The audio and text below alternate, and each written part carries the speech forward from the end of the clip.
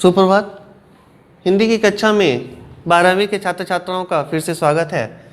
पिछले दिनों हम लोगों ने बात सीधी थी पर कविता पे चर्चा कर रहे थे और दो काव्यांश पे चर्चा हुई थी हम लोगों की, और हम लोगों ने देखा था कि किस तरह सहज सरल बात को भी हम लोग जटिल बना देते हैं। और एक दो उदाहरणों पे भी चर्चा हम लोगों ने की थी। और उसी विषय को आगे बढ़ाते हुए आज हम लोग अगले काव्यांश पे जाएंगे, जहाँ कवि कहते हैं, सारी मुश्किल को धैर्य से समझे बिना, पंक्तियों पे ध्यान देने की आवश्यकता है, सारी मुश्किल को धैर्य से समझे बिना मैं पेंच को खोलने के बजाय उसे बेतरह कसता चला जा रहा था।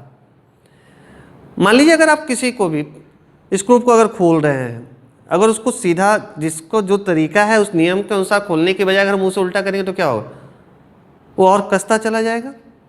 उसी प्रकार अगर हम जिस भावनाओं को अभिव्यक्त करना चाहते हैं, जिस विषय को अभिव्यक्त करना चाहते हैं, उसको अगर सहज सरल भाषा की जगह अगर प्रदर्शन प्रियता दिखाने की तरफ आकर्षित होकर या अपने आप को ज़्यादा श्रेष्ठ दिखाने की कोशिश करें तो क्या होता है?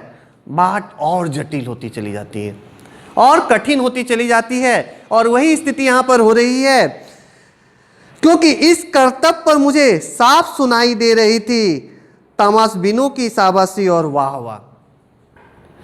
कहते हैं यहाँ पे कवि कि यहाँ पर क्या होता है कि जो तमाशबीन लोग होते हैं, मैंने देखिएगा कई ऐसे लोग चापलूस होते हैं, जिसको चापलूस कहना ज़्यादा सटीक होगा, सार्थक होगा। जब आप किसी विषय को जितना जटिल बना दीजिए, दुरूह बना दीजिए, जो आम लोग नहीं समझ पाए।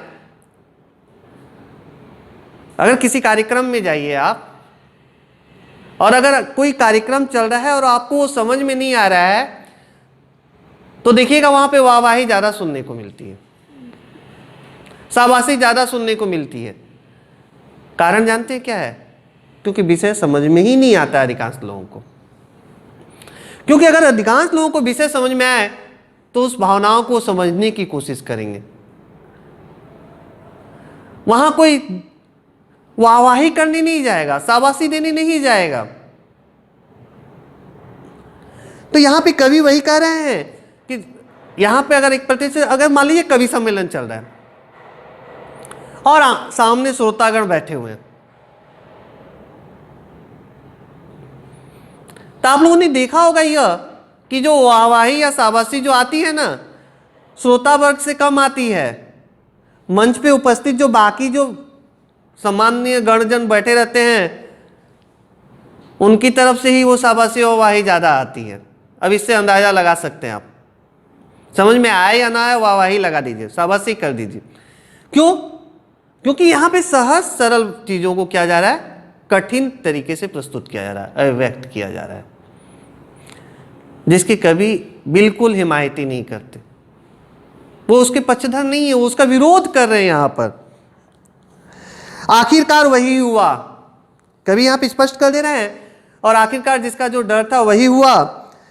मुझे डर था, जोर जबरदस्ती से बात की चोरी मर गई। माने जिस भावना को, जिस विषय को उद्घाटित करना रचनाकार का उद्देश्य था, कवि का उद्देश्य था, वो विषय को उस रूप में अभिव्यक्त ही नहीं कर पाया और वह भाषा में बेकार घूमने लगे। और वो भाषा पहले हम लोगों ने पढ़ा था कि शब्दों का खेल है, उसी में वो घूमती रह गई, स्पष्ट हम लोगों के सामने अभिव्यक्त नहीं हो पाई, प्रकट नहीं हो पाई।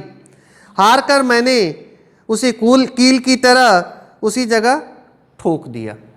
ठोक दिया मैंने, समझ में आया तो अच्छा, नहीं समझ में आया तो बहुत अच्छा। कवि कहते हैं कि मैंने ये सोचना ही बंद कर दिया। वास्तव में अगर साहित्य, यानी यहां पे कवि का यह कहना उद्देश्य है कि एक साहित्यकार और एक रचनाकार किस तरह से अपने उत्तरदायित्वों से, अपने कर्तव्यों से विमुख होते जा रहे हैं। उनका साहित्य जो है, उनकी रचनाएं जो है, प्रदर्शन का एक जरिया मात्र रह गई हैं। उनका उद्देश्य समाज में व्याप्त स्थितियों या घटनाओं का चित्रण करना नहीं रह गया है। उनका उद्देश्य रह गया कि कितना ज्यादा हम अपने आप को सर्वश्रेष्ठ साबित कर सके। मैंने इसीलिए कहा कि आजकल जो भी कवि सम्मेलन आप देखेंगे या संगोष्ठियां देखेंगे, वहां सभी पांडित्य दिखाने आते हैं। किन्हीं की भी रचनाओं का संबंध अगर किसी कारण से कहीं से भी इत्तेफाक से अगर संबंध मिल जाए, आम लोगों की भावनाओं से जुड़ जाए वो चीजें, या सामान्य घटनाओं से जुड़ जाए, वो एक इत्तेफाक माना जाएगा। वास्तविकता उससे कोसों कोस दूर है। आपको ये पंक्ति याद रखनी होंगी कि जो व्यक्ति जिस पीड़ा से, जिस दुख से, जिस दर्द से, जिस तकलीफ से गुजरा है, वही व्यक्ति दूसरे के दुख, पीड़ा या तकलीफ को समझ सकता है। सहानुभूति हम सभी दे सकते हैं कि आपको बहुत कष्ट हो रही होगी, आपको बहुत तकलीफ हो रही है, लेकिन वास्तव में क्या उस तकलीफ या उस कष्ट से हम गुजरे हैं? कई ऐसे विषय हैं जिसमें बड़े बड़े साहित्यकार बड़ी बड़ी रचनाएं लिख जाते हैं, लेकिन क्या उस जीवन को उन्होंने कभी जिया है? अगर नहीं जिया है तो उनकी रचनाओं में उस तरह के व्यक्ति की कल्पना करना भी मुश्किल है, क्योंकि उसकी वास्तविकता से, उसकी सच्चाई से कहीं कोई संबंध नहीं है। कवि ने यहां इस कविता के माध्यम से सिर्फ भाषा के बारे में ही कहना नहीं, या भावनाओं को या विषय को अभिव्यक्त करना है उद्देश्य नहीं रहा है। उन्होंने ऐसे साहित्यकारों और रचनाकारों पर भी प्रहार किया है जिनके लिए साहित्य बस रोजगार मान लीजिए, इनकम मान लीजिए, या अपने पांडित्य को दिखाने का एक मंच मान लीजिए। इस पर उन्होंने कड़ा प्रहार किया है। आगे वह कहते हैं, ऊपर से ठीक ठाक पर अंदर से न तो उसमें कसाव था न ताकत थी। आ गया, शाबाशी मिल रही है, वाहवाही मिल रही है कि वाह बहुत अच्छा लिखा है आपने, तो बड़े अच्छे शब्दों का प्रयोग किया तो आपने, आपकी रचना में वो कसाव देखने को मिल रही है, मैंने विषय बहुत अच्छा चुना है आपने, बहुत अच्छी तरह से व्यक्त करने की कोशिश की है। बात ने जो एक शरारती बच्चे की तरह मुझसे खेल रही थी। साहित्यकार यहां पे कह रहे हैं, रचनाकार कह रहे हैं, कवि कह रहे हैं कि वास्तव में मैं शब्दों का प्रयोग नहीं कर रहा था, ये सारे शब्द मेरे साथ खेल रहे थे। कई बार हमें ये अहंकार होता है ना कि हम बहुत जानते हैं, और वही अहंकार हमारे पतन का कारण बनता है। तो देखिएगा, ऐसे जो साहित्यकार, ऐसे रचनाकार हैं, उन्हें जानते भी बहुत कम लोग हैं। कितने लोग प्रेमचंद बन पाए? आपके सामने ही उदाहरण है, या और भी बहुत सारे, सूर्यकांत त्रिपाठी निराला का नाम ले लीजिए, महादेवी वर्मा का नाम लीजिए, जितने भी प्रसिद्ध हुए हैं रचनाकार, साहित्यकार, कितने आज के समय में रोज नए नए रचनाकारों के नाम सुनने को आपको मिल जाएंगे। आज सुनने को मिलेंगे, कल कहाँ है मालूम नहीं। कितने लोग उन्हें जानते हैं मालूम नहीं। मुझसे खेल रही थी, मुझे पसीना पोंछते देखकर पूछा, क्या तुमने भाषा को सहूलियत से बरतना कभी नहीं सीखा? और अंततः देखिए, भाषा यहाँ पे प्रश्न पूछ रही है साहित्यकार से, रचनाकार से, कि आप तो अपने आप को बहुत बड़ा साहित्यकार कहते हैं, लेकिन अभी तक आपने भाषा को सही तरीके से प्रयोग करने नहीं सीखा है, शब्दों का प्रयोग आपने नहीं सीखा है, तो आप कैसे बड़े साहित्यकार हैं? आप कैसे बड़े रचनाकार हैं? यहाँ पे प्रश्नवाचक चिन्ह है। ये प्रश्न पूछा गया पाठक वर्ग से। यहाँ पे कुछ संबंधित प्रश्न है। पहला संबंधित है, कविता के बहाने बताएं कि सब घर एक कर देने के माने क्या हैं। तो हम लोगों ने पढ़ा था चिड़ियों के बारे में, फूलों के बारे में, लेकिन सभी घर को एक समान देखने का जो स्पष्टीकरण कहाँ से मिला था? बच्चों से और कविता के माध्यम से। दूसरा प्रश्न था, उड़ने और खिलने का कविता से क्या संबंध बनता है? माने जब पक्षियां जो आसमान में, चिड़िया जब आसमान में उड़ती है तो उसकी एक निर्धारित सीमा होती है, और जो फूल खिलते हैं वो भी एक ना एक दिन नष्ट हो जाते हैं, लेकिन ये जो साहित्य जो है, रचना जो है, ये निरंतर हमारे समाज में बनी रहती है। आज मान लीजिए जिस विषय को हम पाठक वर्गों के द्वारा पढ़ा जा रहा है, इससे पूर्व किसी और के द्वारा पढ़ा गया था, आने वाले समय में हमारी जो अगली पीढ़ी होगी, जो पाठक वर्ग होंगे, वो पढ़ेंगे। इसलिए कविता जो है ये कभी समाप्त नहीं होती, रचनाएं कभी समाप्त नहीं होती। 3 नंबर प्रश्न है, कविता और बच्चे को समानांतर रखने के क्या कारण हो सकते हैं? जैसे कविता का अंत नहीं हो सकता, उसी प्रकार बच्चों के जो सपने होते हैं, जो आकांक्षाएं होती हैं, उसकी कोई सीमा नहीं होती। और इसके अलावा क्या है कि बच्चे भी किसी विभाजक रेखा को नहीं मानते हैं।